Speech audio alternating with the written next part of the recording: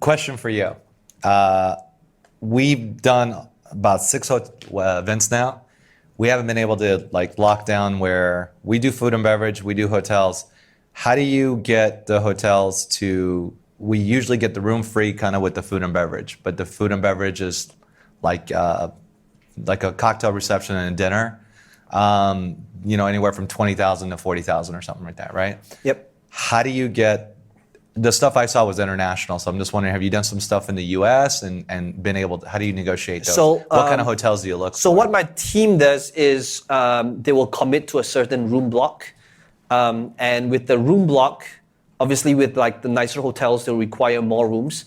But with a lot of different countries, if we can commit to depending on the size of the room, and prove to them that people will be coming in and they're going to be getting business from their F&B, from their hotel lodging, that's when they will significantly decrease or even give out the room venue for free because we commit to a certain room block.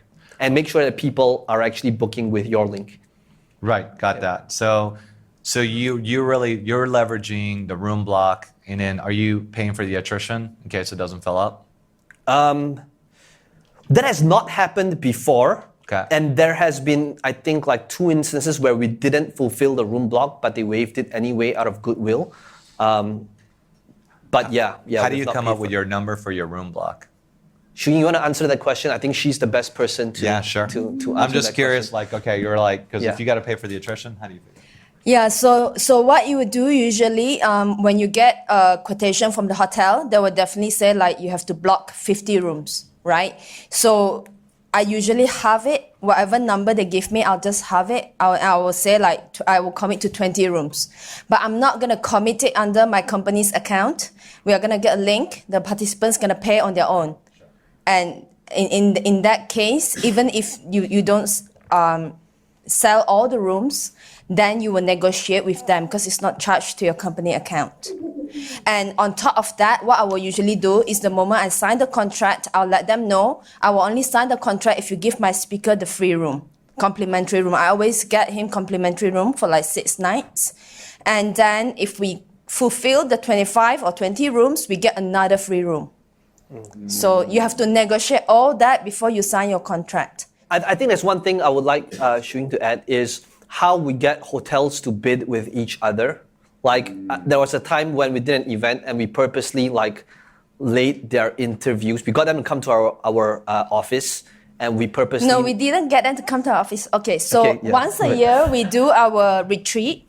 So we will usually do it in resorts, and this guy is a fan of Starwood, so we'll go to either one of the Starwoods hotel.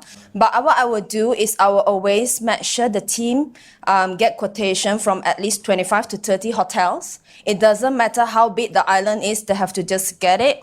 And with the quotations that we get from the hotel, I will get them to give me a pre-contract kind of thing of how much they are giving, and I'll negotiate with 3 to 5 hotels to get it down to, if let's say my budget is say 5,000, the hotel quote me 15,000. So I would choose 3 to 5 hotels with lower rate. I will negotiate with them to get maybe 4 to 5,000. Then I'll use those contracts to show the other hotel that the rates are really competitive. You have to do something better, and but in this business you can't really reveal which hotel give you how much. So one of the example of an event we did was we got Westin and Shangri-La, both really huge chain, to run our business. So I will always tell my team that you have to just sit back and relax, don't worry. And when you worry, they can smell you from a mile away. Just don't worry. And, always think that, it's going to be fine. If we can't go to Phuket, we'll just go to Koh Samui. You could just go to Bali or wherever, right? So what we do is we are just so chill. And because we always use third-party authority, my team, they will have first 5 emails, they will say that, oh, but my manager said this. Right. But you don't really want your team to constantly be hey, but this hotel said this, right? So you come up with 5 email sequence that the standard template reply that they will reply. And then if they don't give you the budget, they don't meet your budget or give you the quotation that you want, what you will get your team to do is they will send the final email and say, look, I really want to finalize the venue this week, and I would love to present your hotel to my manager. Like, I really need to hear from you. Like, do you want our business? So when we throw it to them like that, now they are, they get panicked. And salespeople, at the end of the day, they need to meet their quota. And if they don't get your business, they don't sign you on for 3,000, it'll be zero, right? That's how I always think.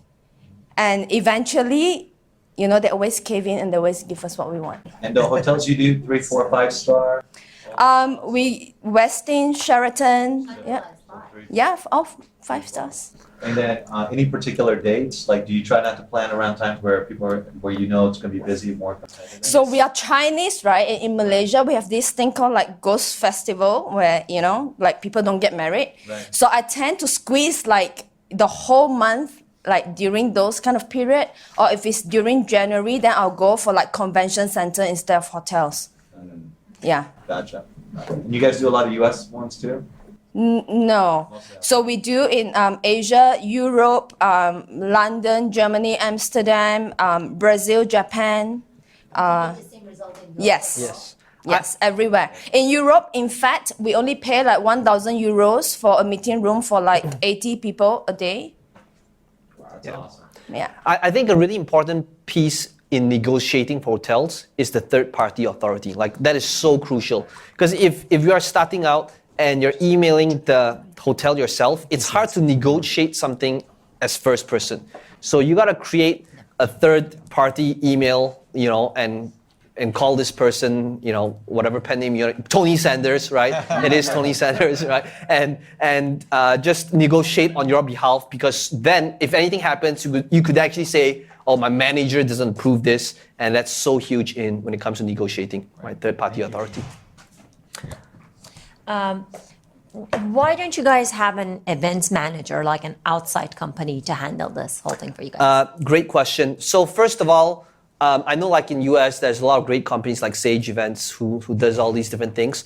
But I think it's because when we started out from nothing and we kind of ironed out all these different things now, there's really no reason for us to use a third-party events company, which I actually feel they'll probably not do it as well as we did it, because they wouldn't understand the little things. They wouldn't understand, like energy, importance of music. They wouldn't understand like the upsell and, all of that. So, and because we've been doing it right from, the start of so many years, that's the only reason why we don't do it anymore.